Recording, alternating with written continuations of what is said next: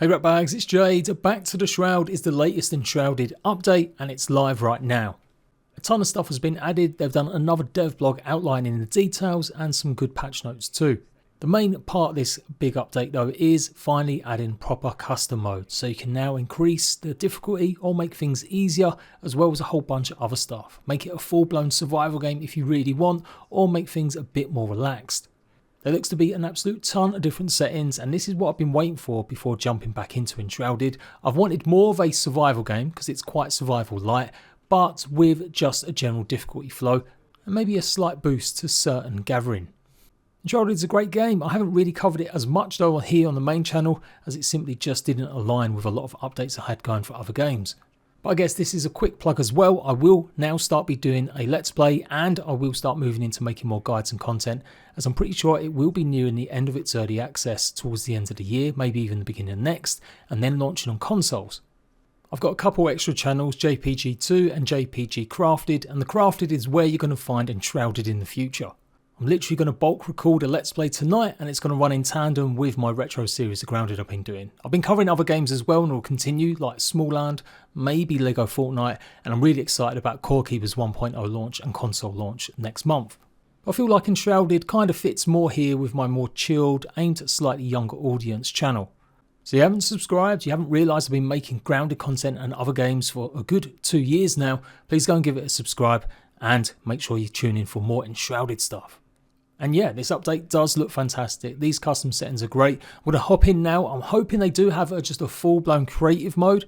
But I've got a feeling it might just be adjusting it so that you can get more resources rather than that. That is something that does exist. I remember using some mod tools when I did some marketing for them when I was about to launch.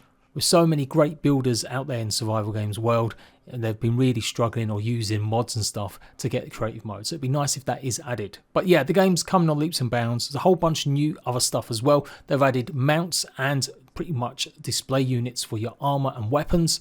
Much requested. Instead of having it all in just boxes, they now do all these funky little poses and they look pretty cool.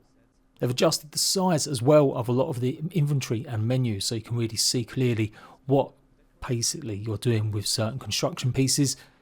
They've adjusted also the creation menu to add a little bit more colour and variance to the character customization, including eyes and skin. Apparently a lot of work gone into more blocking and combat to make it feel a bit more smoother, and so that you can time attacks better and block better. And even more continuing improvements to using the mage kind of class, as that had a big buff last time, or some changes, but it looks like there was a lot of issues with it, so hopefully been rounding off and smoothing out a bunch of stuff. There's new locations to explore also that they've added into some of the biomes. So this is just about perfect for me. I've been running Grounded Let's Plays pretty much 2 or 3 times a week at the moment, where I've kind of reduced how many guides and stuff I do as the game is pretty much at the end of its life. As said, Core Keeper's not really out until the end of the month of August, so I've got a little window where I want to add something different, and I've been meaning to really put some time and effort into Enshrouded properly. Here on the main channel, it is more grown-up, hardcore survival games maybe, things like 7 Days to Die, and very soon we're going to be checking out a brand new Greek-inspired survival game, Dawn of Defiance.